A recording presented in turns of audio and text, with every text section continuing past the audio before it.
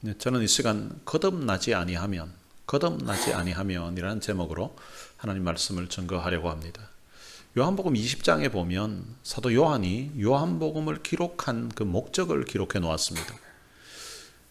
오직 이것을 기록하면 너희로 예수께서 하나님의 아들 그리스도이심을 믿게 하려 하며 또 너희로 믿고 그 이름을 힘입어 생명을 얻게 하려 함이라 라고 기록해 놓았습니다. 요한복음을 기록한 목적이 예수님을 믿고 그를 힘입어서 생명을 얻게 하기 위함이라는 것입니다. 쉽게 말하면 요한복음을 기록한 목적은 사람들로 하여금 예수님을 믿고 예수님을 믿음으로 구원받게 하려는 것이 요한복음을 기록한 목적이라는 것입니다. 요한은 오늘 본문을 통해서도 사람의 그 구원에 대해서 이야기를 하고 있습니다. 오늘 본문에는 구원이 필요한 한 사람을 소개하고 있습니다. 그 사람의 이름은 니고데모입니다.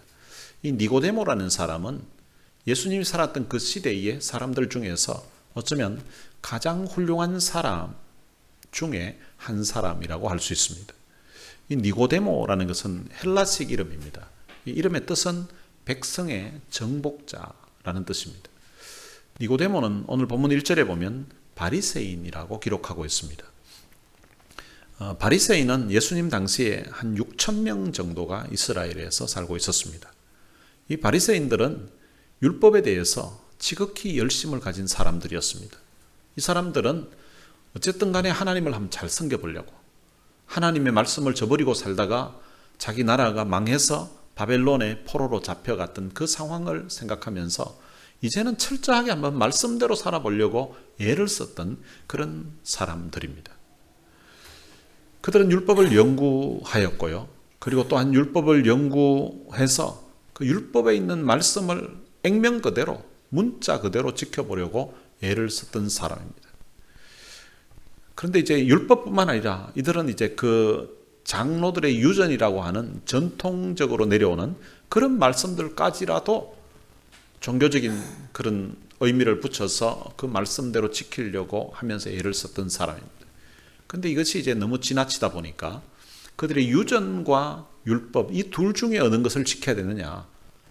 어떤 때는 이 유전도 너무 중요시하다 보니까 율법을 거부하게 되는 이런 현상들도 벌어지게 되었습니다. 그래서 결국은 하나님을 대적하는 하나님을 저버리는 그런 모습으로 그들이 나아갔지만 그런데 사실 그 바리새인들은 그 당시 사람들에게는 굉장히 존경받는 그런 사람들이었습니다. 1절에 보면 요한은 이 니고데모를 유대인의 지도자라고 그렇게 소개를 하고 있습니다. 이 전에 우리가 사용했던 개역 한글 성경에는 이 유대인의 지도자라는 이 부분을 유대인의 관원이라고 번역을 해 놓았습니다. 이 관원이라는 말은 사내들인 공회원을 가르치는 것입니다. 이 사내들이라고 하는 것은 그 당시 이스라엘에서 입법과 그리고 사법 그리고 행정을 총괄하는 그런 기관이었습니다.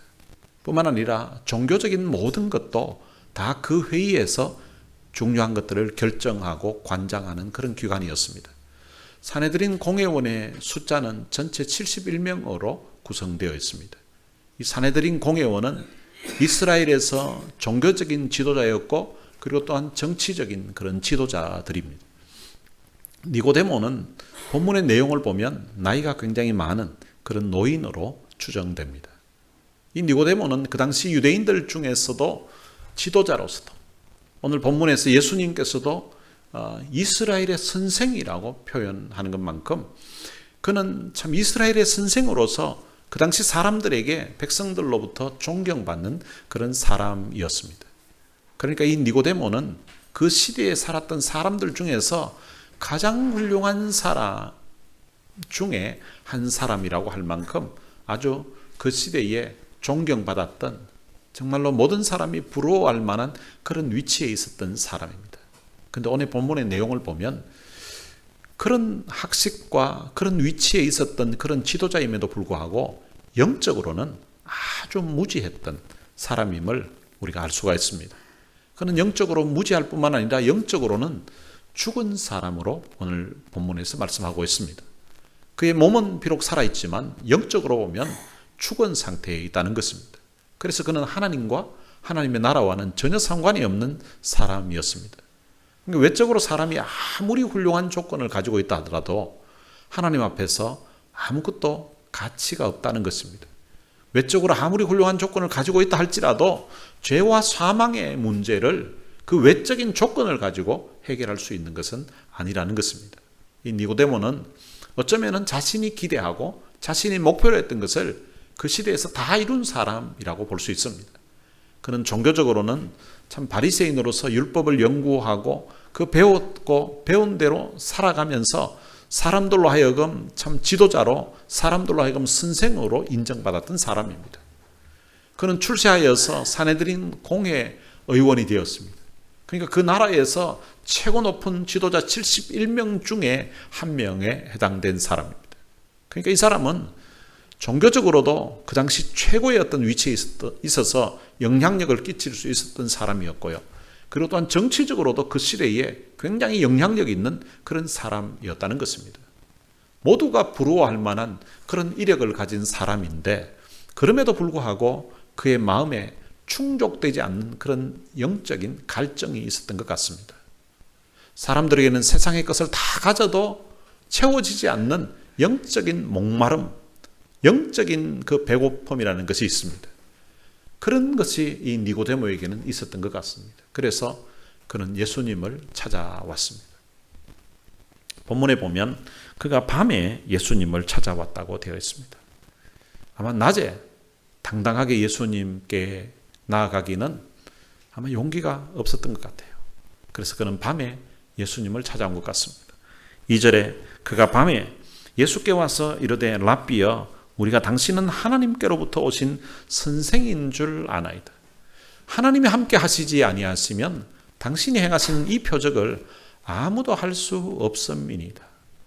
아마 이 니고데모는 예수님이 행하셨던 그런 표적, 그런 이적들을 보았던 것 같아요.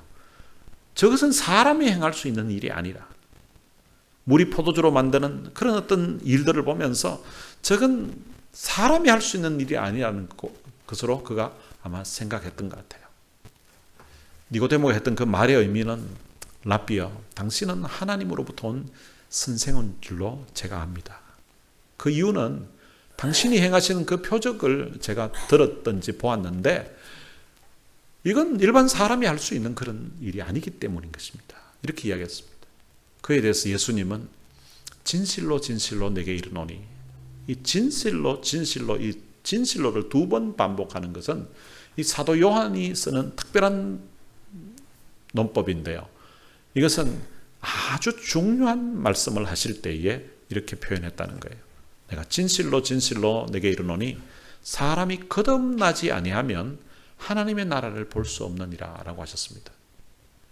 그러니까 예수님의 이 말씀의 의미는 네가 나보고 하늘로부터 온 하나님께로부터 오신 선생이라고 하나님에 대해서 하나님 나라에 대해서 뭔가 아는 것처럼 그렇게 이야기하는데 너는 하나님의 나라에 대해서 모른다.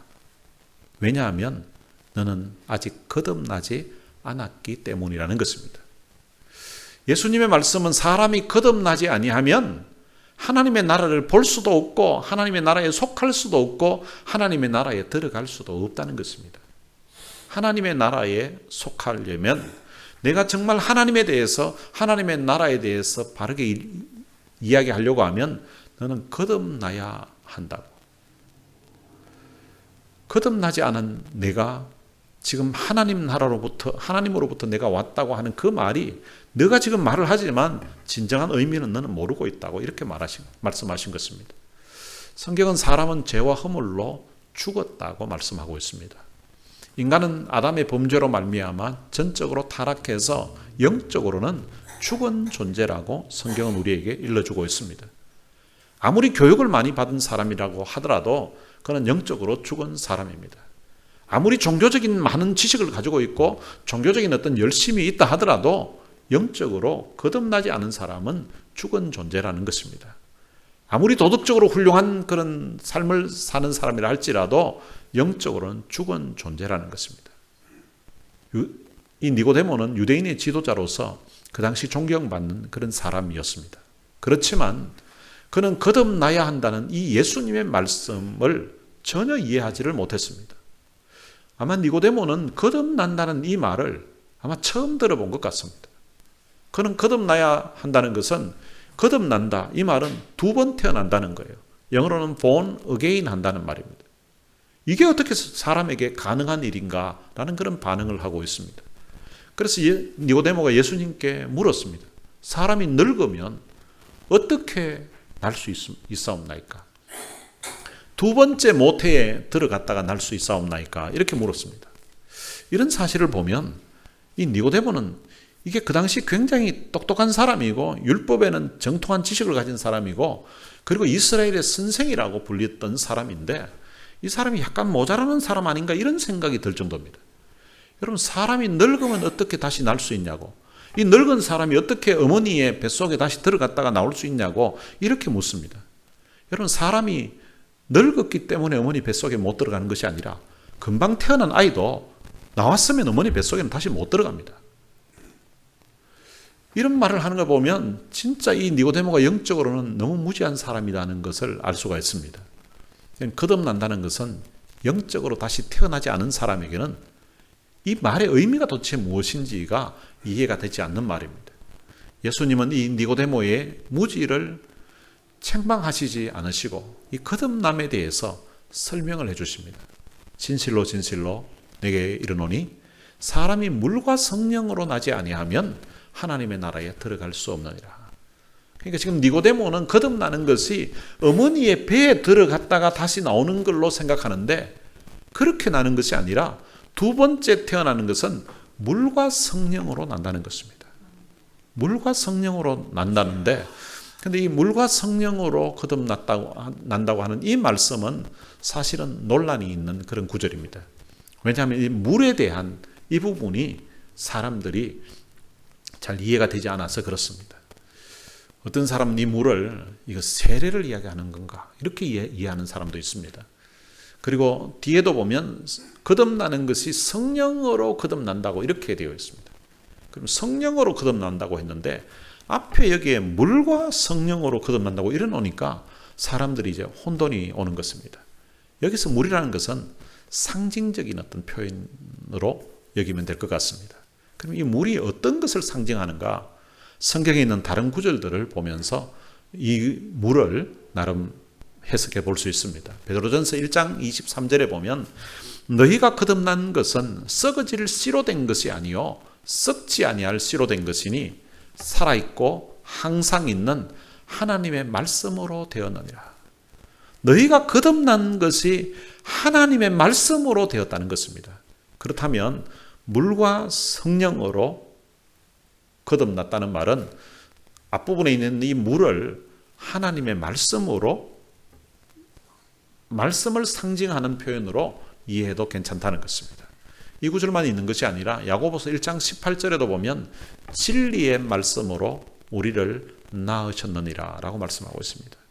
그러니까 우리를 낳았다는 말이 이제 태어났다는 말이죠. 거듭났다는, 두 번째 났다는 말씀인데 바로 진리의 말씀으로 우리를 낳았다는 거예요. 그러니까 물과 성령으로 거듭났다고 하는데 진리의 말씀을 통하여서 성령으로 거듭났다는 것입니다. 그리고 고린도전서 4장 15절에도 보면 그리스도 예수 안에서 내가 복음으로서 너희를 낳았음이라 라고 말씀하고 있습니다. 복음으로서, 이 복음이 바로 하나님의 말씀입니다. 예수 그리스도의 그 십자가의 십자가와 죽음, 거기에 대한 말씀을 복음이라고 하는 것입니다. 내가 복음으로서 너희를 낳았다는 이 말은 내가 말씀으로서 너희를 낳았다는 것입니다. 그러니까 물과 성령으로 낳았다는 말은 하나님의 성령께서 말씀을 통하여서 우리를 거듭나게 하시는 일을 말씀하고 있는 것입니다. 에스겔은 이 거듭남에 대해서 에스겔서 11장 19절과 20절에서 이렇게 표현을 했습니다. 내가 그들에게 한 마음을 주고 그 속에 새 영을 주며 그 몸에서 돌 같은 마음을 제거하고 살처럼 부드러운 마음을 주어 내 율례를 따르며 내 규례를 지켜 행하게 하리니 그들은 내 백성이 되고 나는 그들의 하나님이 되리라고 이렇게 표현했습니다. 이것이 이제 옛 언약과 새 언약을 비교해서 말씀하고 있습니다. 옛 언약은 하나님이 이스라엘 백성들과 언약을 맺으실 때에 하나님의 그 말씀을 돌에 새겨서 이스라엘 백성들에게 주었습니다. 그러니까 돌에 새겨서 줬다는 말은 일반 종이에 쓴 것과는 차원이 다르죠. 돌에 새겨서 하나님의 말씀을 새겨서 주면서 이 말씀대로 너희들이 살아야 된다고 그렇게 이제 준 것이에요. 그런데 돌에 새겨서 주었던 그 하나님의 말씀을 이스라엘 백성들이 지키질 않았습니다. 그래서 하나님이 새 언약은 어떻게 하셨는가 하니까 돌에 새기는 것이 아니라 우리의 마음에 새긴 거예요. 돌에 새겨서 이대로 살아라고 한 것이 아니라 하나님이 우리의 마음에 새겨서 그 말씀을대로 살고자 하는 그런 마음을 주시겠다는 거예요. 그래서 새 언약은 마음을 주시는 것이라고 표현하고 그리고 그 속에 새 영을 주시는 것이라고 이렇게 말씀하고 있습니다. 그래서 새 영인 성령이 우리 마음에 오셔서 이 돌 같은 마음을 제거하고 그러니까 하나님의 뜻을 거역하던 그런 돌 같은 마음을 제거하고 살처럼 부드러운 마음을 주시겠다는 것입니다. 그래서 하나님의 말씀을 따르고 지켜 행하게 그렇게 만들겠다고 하나님이 하신 것입니다. 우리가 좋아하는 찬송 중에 찬송가 491장에 보면 저 높은 곳을 향하여 라는 찬송이 있습니다. 저 높은 곳을 향하여 날마다 나아갑니다. 내 뜻과 정성 모두어 날마다 기도합니다. 근데 후렴 부분에 보면 전에 우리가 사용하던 그 찬송가와 지금 사용하는 새 찬송가가 가사를 약간 변경을 했습니다. 성경도 보면 전에 우리가 사용하던 개역 한글 성경과 지금 개역 개정 성경이 좀 바뀌어가지고 어떤 데는 전에 사용하던 성경 구절을 암송하고 있었는데 이게 지금 표현이 약간씩 다 바뀌어가지고 이게 이제 막 헷갈릴 때가 있어요. 그리고 외워도 잘 안, 옛날 거하고 막 혼돈이 될 때가 있는데 찬송가도 보면 어떤 곡들은 그대로 똑같이 했는데 어떤 곡들은 약간 가사를 약간 바꾼 게 있습니다. 근데 어떤 게 바꾼 게 이게 어떤 거는 바꾼 게 조금 어색한 것도 하고 또 바꾼 게 뭐 약간 좋은 것도 있는데 근데 찬송가 491장 이 가사 후렴 부분은 이건 너무 잘 바꾼 것 같아요. 이게 바꾼 이 내 부분이 그냥 마음에 확 닿더라고요. 전에 사용했던 가사는 어떻게 했는가 하면 내 주여 내 발 붙드사 그곳에 서게 하소서 이렇게 되어 있었습니다. 근데 지금 바뀐 것은 새 찬송가에는 내 주여 내 마음 붙드사 그곳에 있게 하소서. 이게 마치 그 옛 언약과 새 언약처럼 그런 느낌이 그냥 제게는 들었어요. 옛 언약은 하나님과 이스라엘 백성들이 언약을 맺은 거예요. 그 언약을 맺으신 것이 마치 결혼과 같은 것입니다. 언약을 맺어서 그걸 돌에 새겼습니다. 돌에 새겼는데 그 결혼이라는 그 제도로 이스라엘 백성들의 발목을 잡고 있는 거예요. 그래서 너희들은 이 말씀대로 살아야 된다. 막 이렇게 이제 했다면 새 언약은 발목을 잡는 것이 아니고 마음을 붙드는 거예요. 마음의 감동을 줘가지고 마음의 은혜를 주어서 마음에 참 감동이 되어서 아 내가 하나님 곁에 있겠습니다. 하나님 말씀대로 살겠습니다. 라는 그런 게 있는 거예요. 부부가 결혼해가지고 이렇게 살잖아요. 아니면 연애하는 그런 사이를 하더라도 그냥 발목 붙잡고 야 넌 내 떠나면 안 된다. 막 발목 붙잡고 내 떠나가게만 해봐라 하고 막 협박하고 공갈하고 이런다고 요즘 이혼이 안 되는 게 아니에요. 바람난 사람, 떠나가려고 하는 사람은 발목 잡아봐야 아무 소용없습니다. 그런데 마음을 붙잡으면요. 마음의 사랑을 느끼게 하고 마음의 감동을 주고 마음의 참 따뜻함을 느끼게 하면 가라고 해도 가지 않습니다. 하나님이 내 마음을 붙들어서 그곳에 있게 그렇게 바꿔놓은 게 이게 가사 내용이 너무 멋있는 거예요. 하나님이 바로 그렇게 하신다는 것입니다. 그리고 6절에서는 육으로 난 것은 육이요 영으로 난 것은 영이니 라고 말합니다. 이 거듭남이라는 것이 마음의 어떤 결심을 하고 내 생활 방식을 바꾸는 것을 성경에서는 거듭났다고 표현하지 않습니다. 우리가 종교적으로 어떤 열심히 봉사하고 교회에 열심히 충성하는 이런 것을 가지고 거듭났다는 증거로도 말하지 않습니다. 거듭나는 것은 영어로 새로 태어나는 것을 말합니다. 거듭난다는 것은 우리 속에 새로운 성품, 즉 하나님의 성품이 우리 속에 이제 자리 잡는 것입니다. 우리가 육으로 태어날 때에 우리 육신의 부모님으로부터 그 부모님의 성품을 물려받게 됩니다. 저희 집에 아이가 셋이 있는데 그 아이들이 다 이래 외모도 보면 아빠를 닮았든지 얼마를 닮았든지 이렇게 닮고요. 그리고 이 성격이나 이런 성품도 보면 엄마하고 아빠 중에 둘 중에 하나를 다 닮게 되어 있습니다. 전에 우리 아들 중에 하나가 우리 집에서 별로 저도 소리를 지르는 법이 없고 저희 아내도 뭐 소리를 지르는 법이 없어요. 소리가 이래 별로 다 작은데 하나들이 유독 큰 소리를 치는 거예요. 사춘기 때. 그래가지고 제가 야 인드가 너 왜 그렇게 소리를 지르냐 막 이렇게 막 이야기를 했어요. 그렇게 막 우리 집에 누가 큰 소리를 치냐, 왜 내가 소리를 치냐, 막 그렇게 도대체 누구 닮아서 그러냐, 앞으로 너 소리 지르지 마라 하고 막 이렇게 이야기했거든요. 그럼 제가 이야기할 때는 우리 인덕이가 가만히 있었는데 제가 하고 나니까 저희 아내에게 이야기했대요. 누구 닮기는요? 엄마 아빠 둘 중에 한 사람 닮았겠죠. 그게 엄마 성격이 아니라 보니까 제 성격하고 닮았다는 거죠. 둘 중에 하나 닮았을 거 아니에요.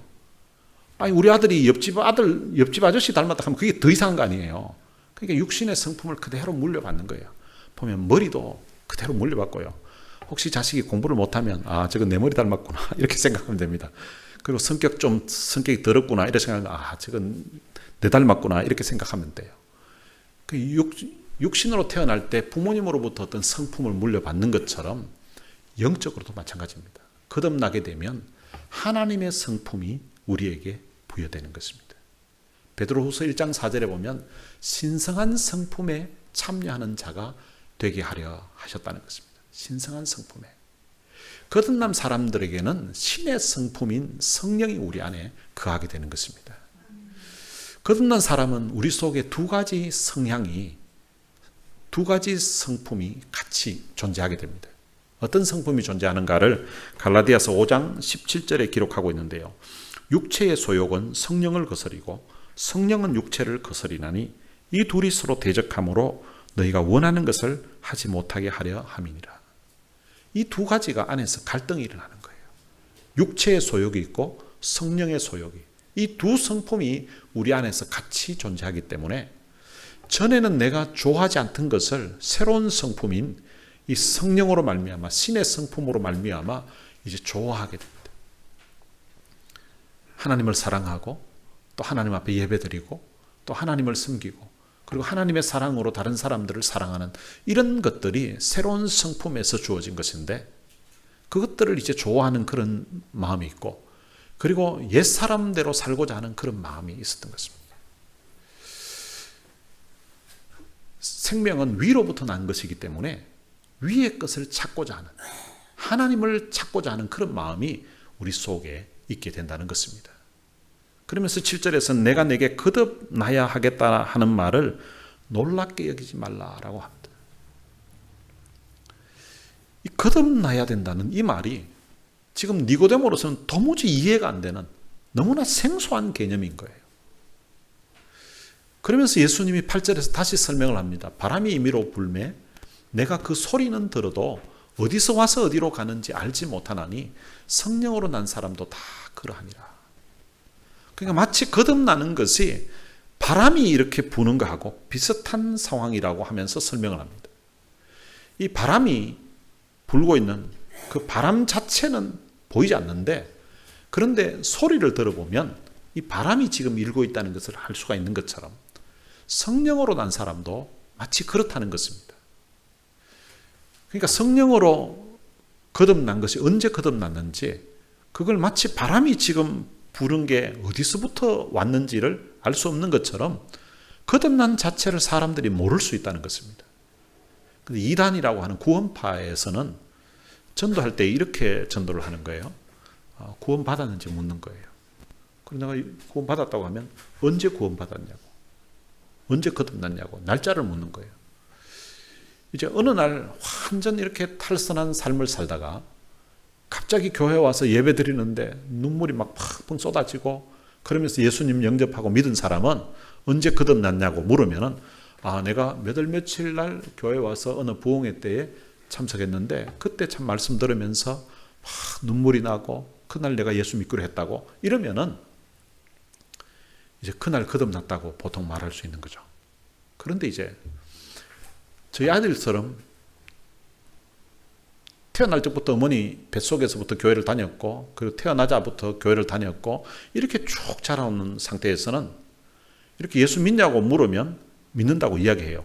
근데 언제 예수님 영접했냐고 언제 거듭났냐고 물으면은 그 날짜를 모르는 거예요. 아까 제가 저희 아들 인덕이 이름을 이야기했는데 이야기하면서도 마음에 조금 부담되는 게 있는데 인덕이가 혹시 상처를 받아가 싶어가지고 우리 인덕이가 그 사춘기 때 그때 잠깐 그랬지 그 이후로는 소리는 크지 않습니다. 태어난 날을 일반적으로 잘 모른다는 거죠. 그러면은 그 구원파는 뭐라고 이야기하는 거냐면 그럼 당신은 구원받은 게 아니라고. 아니 구원받았는데 구원받은 날짜도 모르면 거듭났는데 거듭난 날짜도 모르면 그건 거듭났다고 볼 수 없다고 이렇게 이야기하는 거예요. 그건 논리는 맞지 않아요. 우리가 태어난 것은 지금 우리가 살아있는 거 보면 우리가 다 태어난 거잖아요. 어머니 뱃속에서 다 태어났어요. 그런데 태어난 날짜를 내 경험으로 아는 사람이 누가 있겠습니까? 혹 어떤 사람은 어릴 적의 일을 한 4살까지 일을 기억하는 사람이 있더라고요. 혹 어떤 애는 3살짜리 때 그때 있었던 일을 기억하는 사람이 있더라고요. 저는 제 기억에 6살 밑에 것은 기억이 전혀 없어요.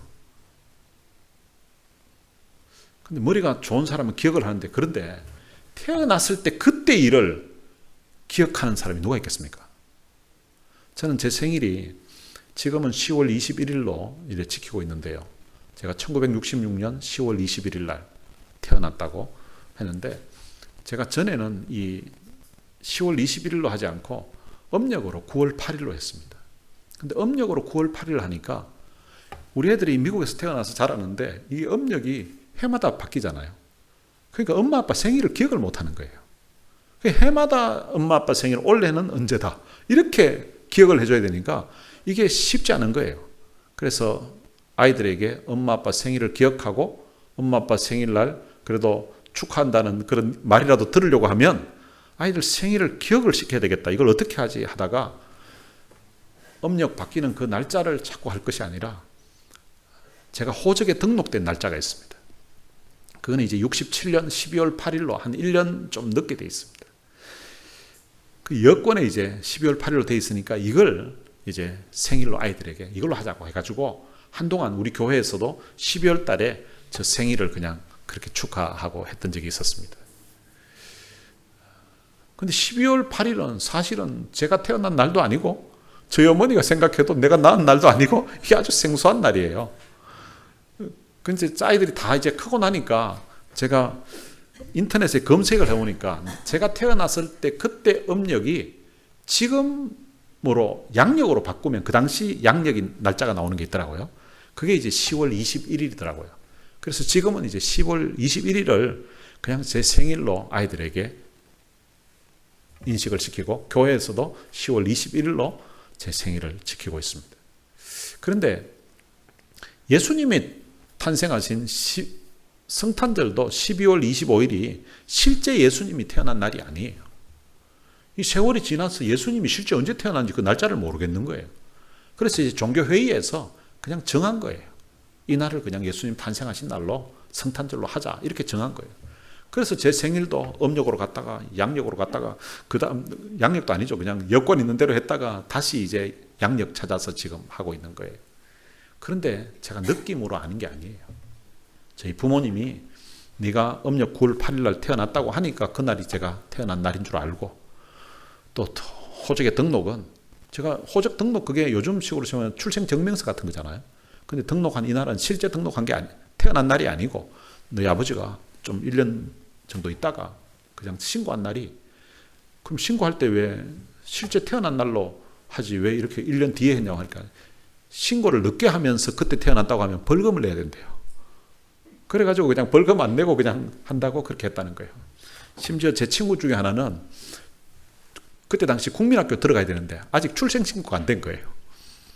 학교 들어가기 위해서 신고를 해가지고 들어간대요. 1살로 국민학교 입학한 그런 친구도 하나 있습니다. 그런데 태어났다는 그 날을 느낌으로 아는 사람이 누가 있겠습니까? 생일날 되니까 어떤 사람은 그런 사람입니다. 아이를 낳았던 그 산후조리를 잘못한 저희 어머니 같은 경우에는 이제 비가 오고 막 이러면은 산후조리를 잘못해서 아이고 막 다리가 시리다 그러고 막 이렇게 어깨가 뻐근하다 그러고 막 이런 이야기를 하시더라고요.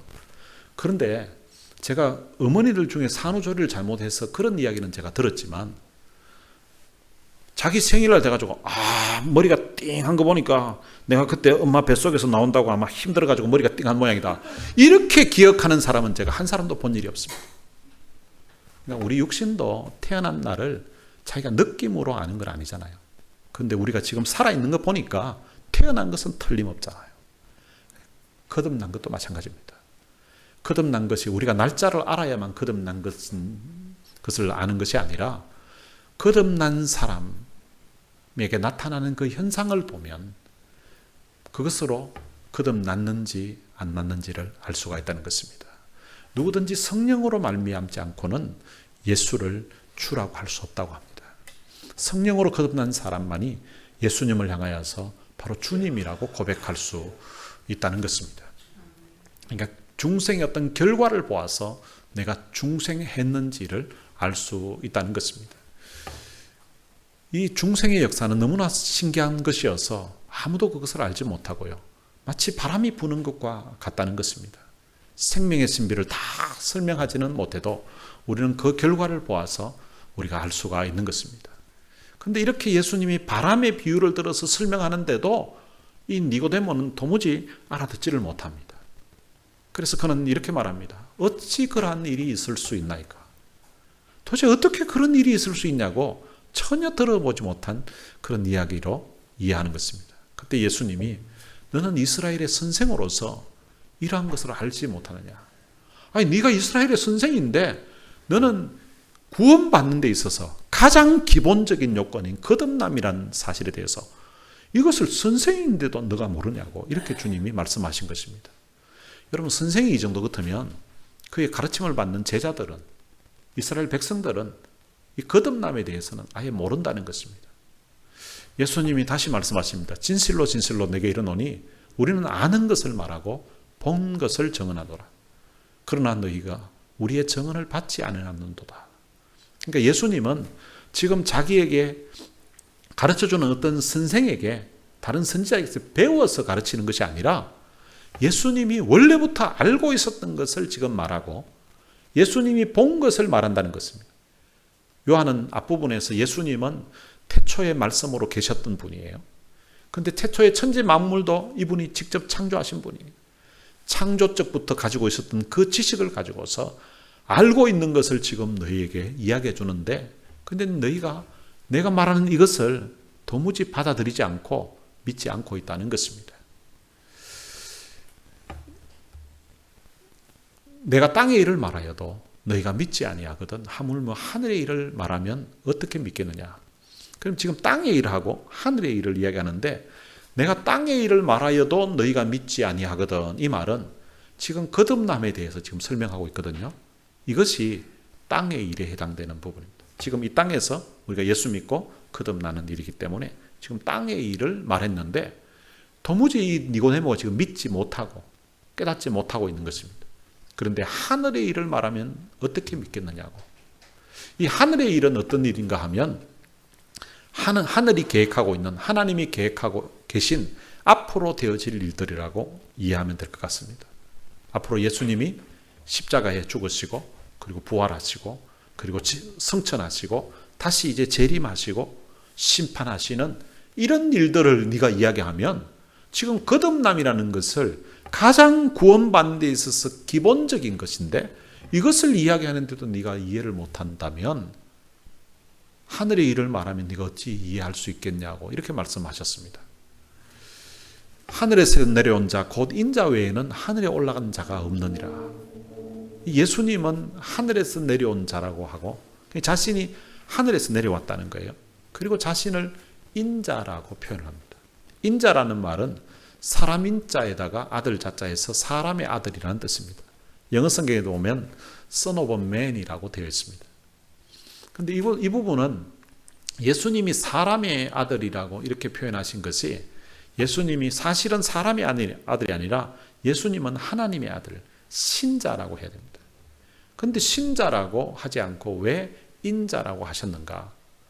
어떤 사람은 예수님은 자신을 겸손히 낮추어서 신자라고 표현하지 않고 인자라고 표현했다고 이렇게 표현하는 사람이 있는데요.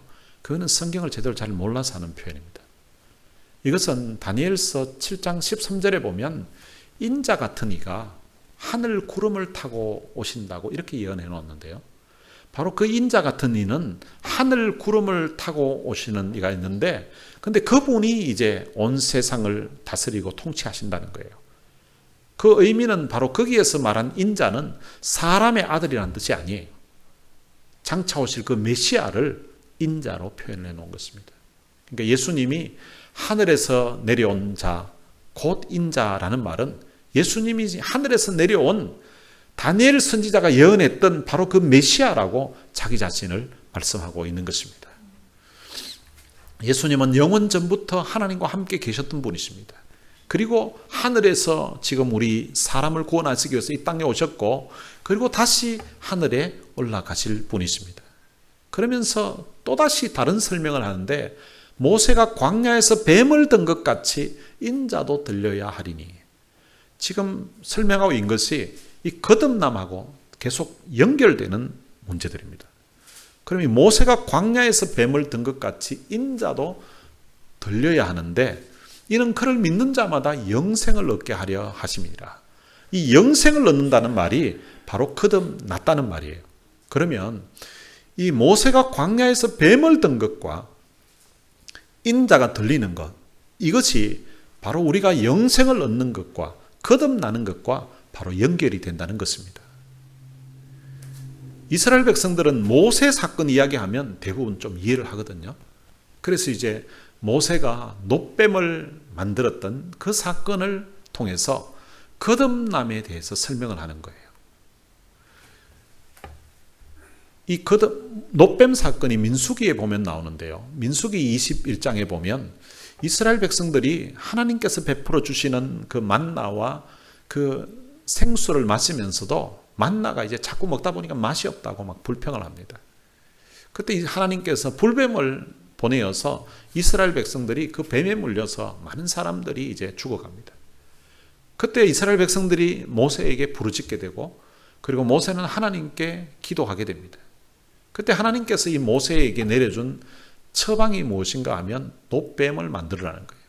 그리고 장대에 높이 달라는 것입니다. 그러고 난 다음에 그 누구든지 뱀에 물린 자마다 그 놋뱀을 보는 사람은 다 살게 될 것이라고 말씀하셨습니다. 이 사건이 마치 그 뱀에 물렸던 것처럼 죄로 인해서 죽어가는 그 죄인들이, 광야에서 놋뱀을 쳐다본 사람들이 뱀에 물린 사람들이 다 낫게 되었던 것처럼 예수 그리스도의 그 십자가를 바라보는 사람, 그 십자가를 믿는 사람은 구원을 받게 된다는 것을 알려주고 있는 것입니다. 여러분, 놋뱀을 만들었는데 그것이 이제 뱀에 물린 사람들이 지금 막 열이 나고 죽어가는 거예요. 그러면은 사람들 중에는 모세가 사람들에게 이제, 자, 뱀에 물린 사람들은 다 저 놋뱀이 우리 천막 치고 있는데 그 중앙에 있는데 그걸 보라고, 그걸 보는 사람은 다 낫는다고 이러면은 어떤 사람은 그거 보려고, 와, 하늘 우리 살려주시는구나 하면서 막 그쪽으로 가서 어느 쪽에 있나 막 보면서, 아, 저기 있네 이래가지고 나은 사람이 있을 거예요. 근데 그 중에는요, 또 자녀들, 특히 자녀들 중에는 고집센 자녀가 있거든요. 아버지가 이제, 야, 지금 모세가 놋뱀을 만들었는데 그거 쳐다보면 낫는데 가서 보자고. 이러면은, 아버지 좀 무식한 소리 하지 마세요. 그걸 쳐다본다고 뭘 낫겠습니까? 그게 약도 아니고. 아버지 지금 몸도 아픈데 쓸데없는 소리 하지 마시고 그냥 가시라고. 야, 저것만 보면 낫는다니까. 아버지 말이 되는 소리를 하시라고. 그게 뭐 약입니까? 침입니까?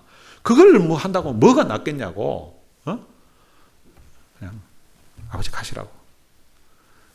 그러면은 아버지가 어떻게 하겠습니까?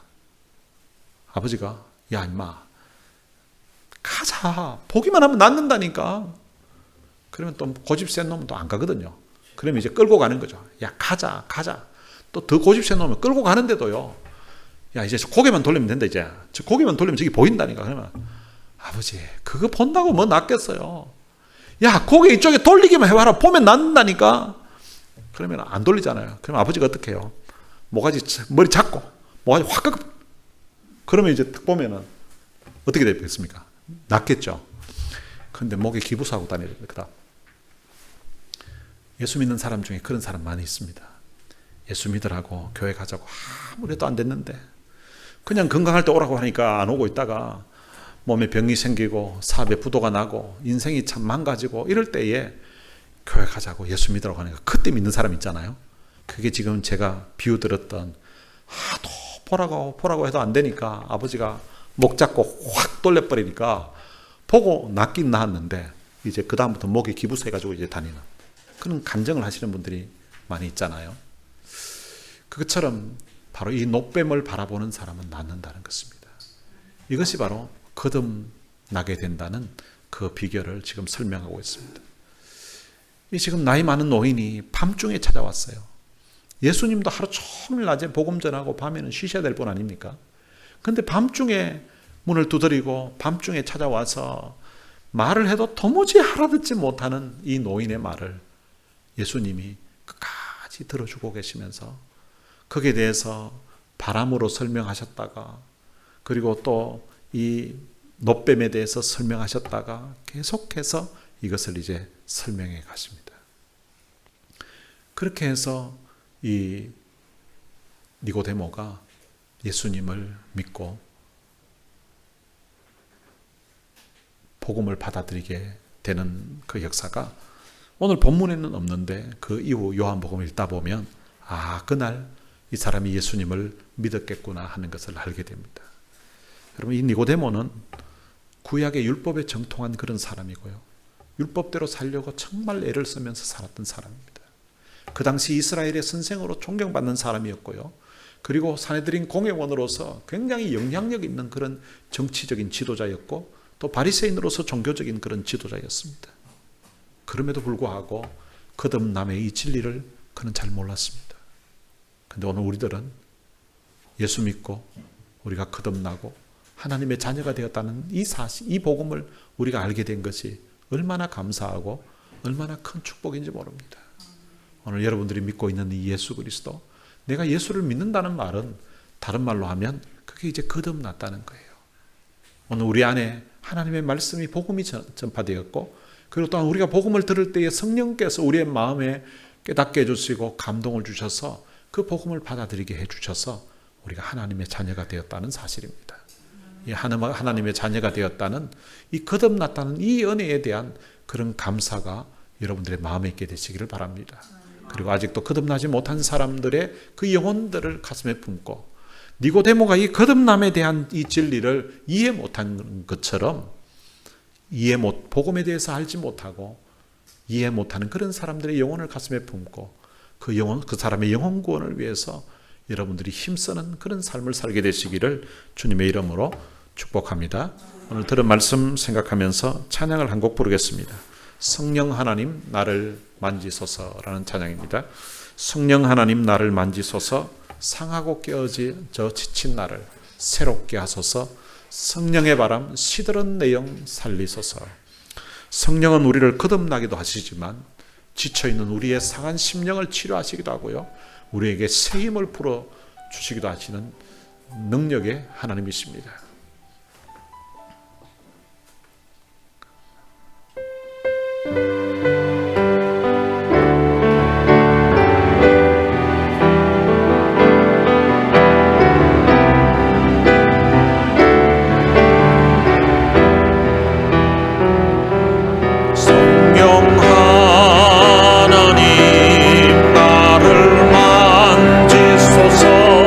상하고 깨어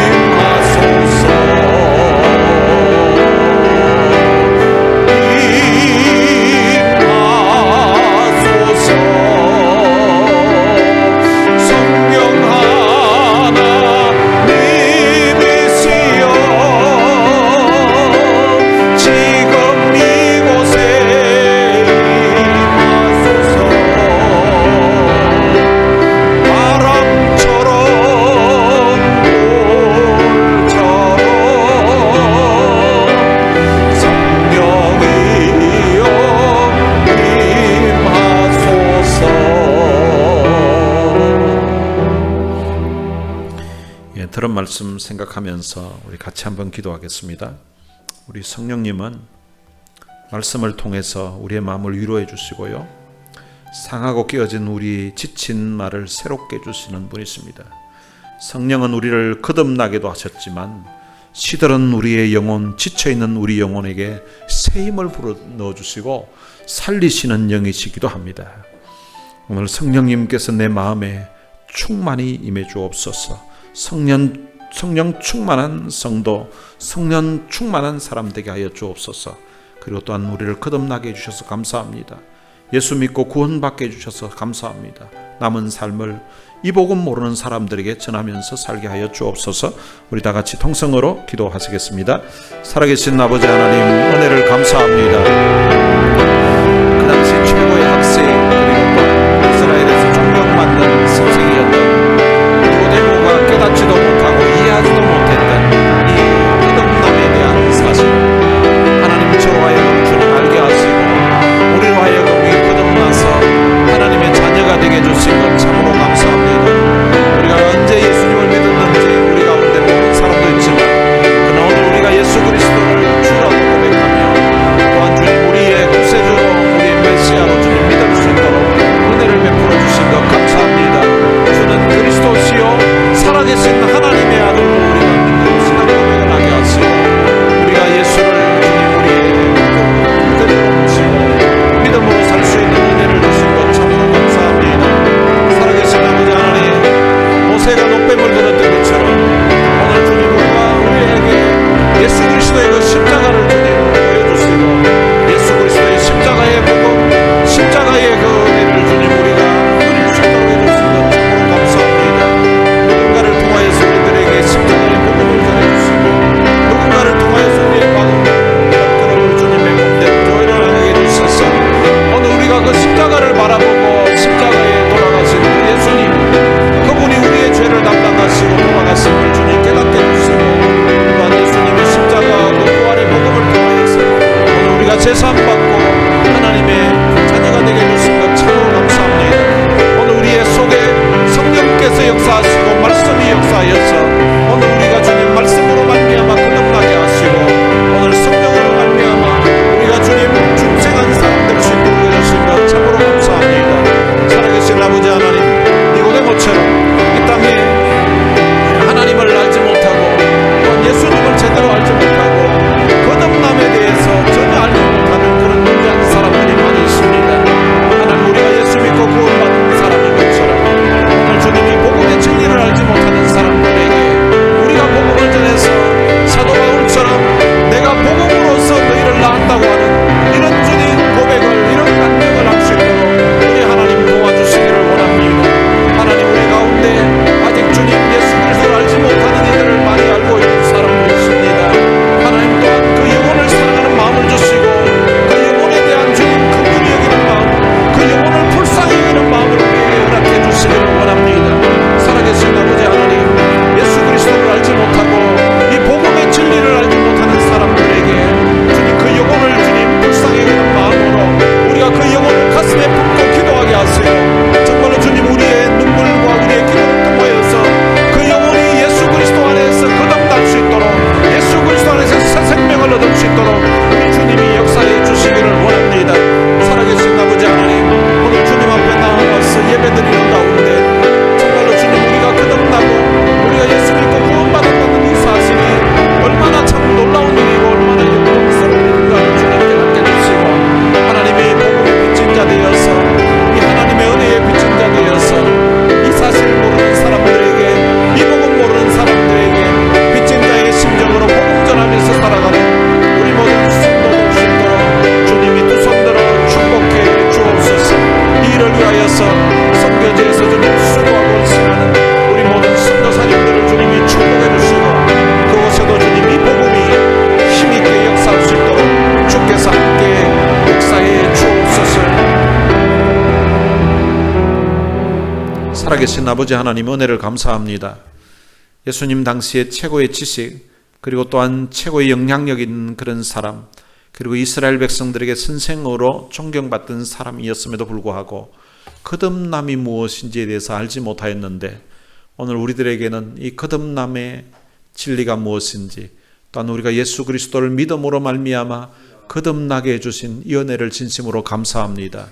우리가 육으로 태어나서 육신의 부모님의 그 자녀로도 살지만 우리가 영적으로 새롭게 말씀 안에서 성령 안에서 새롭게 태어나서 하나님의 아들로 하나님의 딸로 살 수 있는 이 귀한 은혜를 주신 것 참으로 감사합니다.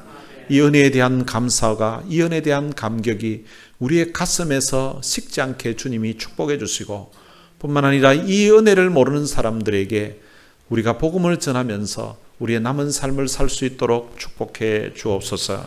우리 주 예수 그리스도의 은혜와 하나님의 무한하신 사랑과 성령님의 위로교통 충만하심이 예수 그리스도의 그 복음, 그 말씀을 통하여서 우리를 거듭나게 하신 이 은혜에 대한 감사와 감격하는 마음 가지고서 남은 삶을 하나님을 기쁘시게 하며 또한 이 복음 전하면서 살 것을 마음에 다짐하는 하나님의 귀한 자녀들 머리머리 위에 이제로부터 영원토록 함께 있을지어다. 아멘.